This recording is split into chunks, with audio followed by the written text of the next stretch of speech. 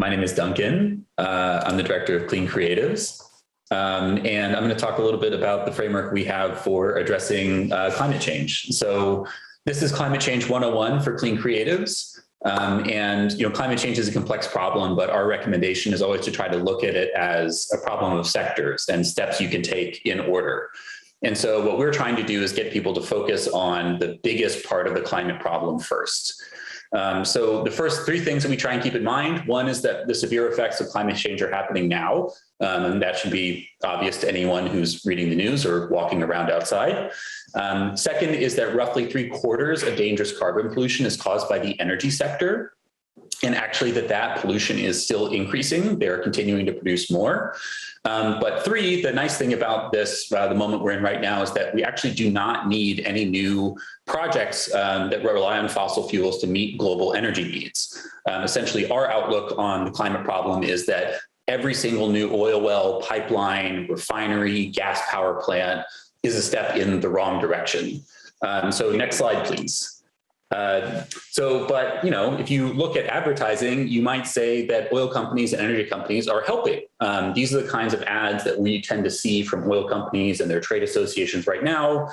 They show things like solar panels or algae fuels or researchers or kids with butterflies.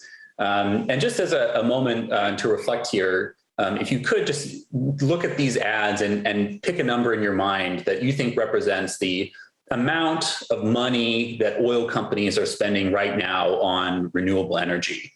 Just pick a number, a percentage base that, looking at these ads, looking at what you know about oil companies that you think would be accurate. And then we'll go to the next slide, please. This is the actual number of how much money is being invested in renewable energy, which is essentially less than 1%. Oil companies are basically investing essentially every single dollar that they earn on more oil and gas projects. That means new pipelines, refineries, wells that they expect to use for the next 40 years at the exact period of time where the world needs to be rapidly reducing its reliance on these forms of energy. And just to provide an example of what we mean by this, this year, BP announced that they're going to spend $9 billion on drilling a new offshore oil well in the Gulf of Mexico. That $9 billion is actually more than the entire cost of President Joe Biden's plan to build 500,000 electric vehicle charging stations across the United States. And so what we're seeing right now is that oil companies like BP are faced with situations where they could build the world's largest charging network for electric vehicles for less than they're spending on a single oil well in a Gulf that they already ruined once, and they're continuing to choose the oil wells. And so our case at Clean Creatives is that the advertisements and campaigns that are being made by the ad and PR industry are deeply misleading about the business models and agendas of these companies. So next slide, please. So we take very much to heart some of the ideas that purpose disruptors and others have put forward about the impact of advertising agencies. It shows that sustainability is really about your clients, not just your company. And the impact of having these fossil fuel clients can actually be really devastating. So WPP is the world's largest ad holding company. They pledged to reduce their carbon footprint to essentially zero by 2030. And that they will eliminate 5.4 megatons of CO2 per year. But just one client, just BP, emits 1,465 megatons of CO2 per year.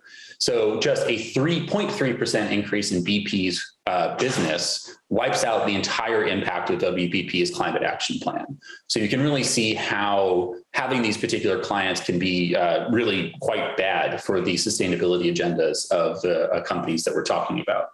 So last slide, please. So this is the solution that Clean Creatives has asked people to engage in, which is to decline future contracts with fossil fuel companies, trade associations, or front groups. I'm really pleased to say that since we launched in November 2020, 212 agencies have taken the pledge, over 600 creatives, 22 environmental and climate justice organizations have shown their support for it. And the basic way that we are looking at this moment is that companies and clients hire agencies in order to grow their businesses. But fossil fuel companies cannot grow in a world where we have a safe climate.